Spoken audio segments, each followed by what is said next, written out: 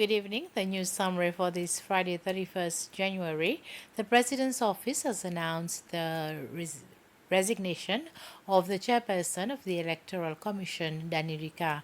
His resignation letter was formally presented and accepted this afternoon by the President of the Republic, Weveram Kalawan. Mr. Rika has expressed concerns about his health. He would have completed his mandate in April next year. A press communique from State House says Mr. Luka has served the nation with dedication, professionalism, and integrity.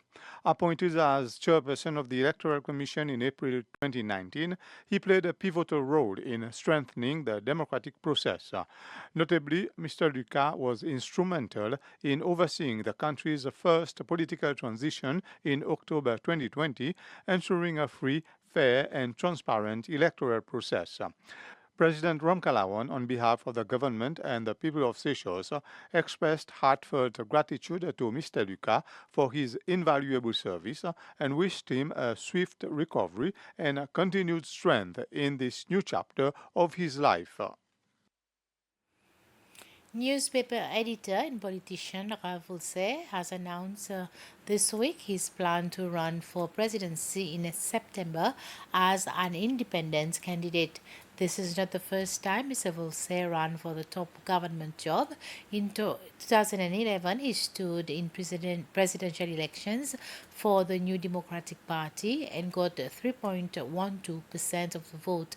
After that, he also ran for parliamentary elections for various districts, namely Pointe-la-Rue, Anse-au-Pin, Au-Cap, Saint-Louis, Anse-Poileau, and Roche-Caïman. This year, Mr. Volse is determined to give an alternative to voters for a transformative option in running the country as opposed to simply change, which was called in previous election.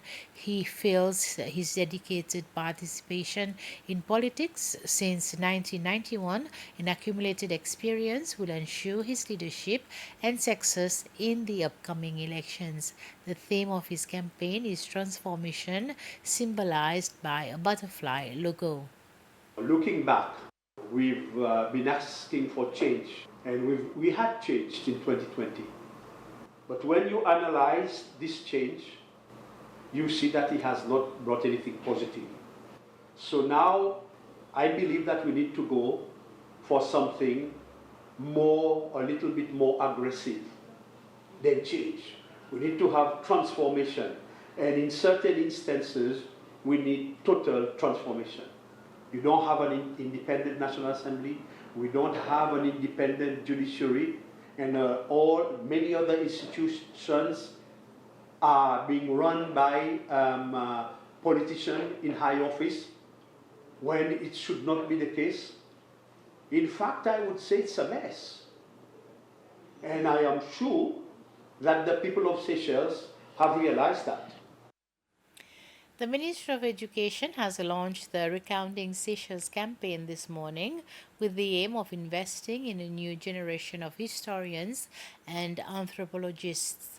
The ceremony was held at the ministry's headquarters in Montfleury. During the ceremony, the Minister for Education, Dr. Justin Valentin, also launched the Laza Pico Award with the aim of awarding projects that explore the history and culture of Seychelles through tangible outcomes. Seychelles having an aging population of existing historians, low intake of students studying A-level history, and a lack of interest of history among the general public are some of the reasons the ministry felt it necessary to introduce this campaign. We are launching this campaign, Recounting Seychelles, so that we create an atmosphere where students are stimulated. We can encourage people to love this subject, be interested in the culture, in the heritage and folklore, and of course, encouraging Seychellois to be historians or to be anthropologists. So basically, the campaign we are launching will encourage teachers and students to engage deeper and more critically with the subject, motivate students to learn about the country, the society, and also develop a sense of cultural heritage. Then enthuse, stimulate teachers and students to write about the history of Seychelles. And of course, create a platform for students to talk and discuss about history of Seychelles, exhibit new discoveries, make sense of the living communities. Everlasting Love Ministries International has officially launched its second edition of its program 72 Hours Without Stop, Praise, Prayer and Worship. The objective of this program remains to continue to pray for our country amidst the many social problems and reach out to those who need hope. This program is in partnership with our international partners that will also be assisting on a voluntary basis with counseling, outreach, and spiritual intervention programs. What we do is we work with in the communities with drug addicts, gangsterism to make the environment in our community much better. So we have programs that we run. We have counseling programs that we run with our youth and even adults that find themselves in drug abuse, even those that have lost their parents through any death.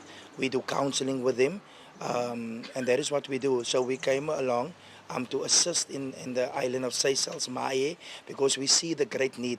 Apostle Jude and Prophet Janet have seen the need in this community, how we are seeing how many young people are caught up in drugs.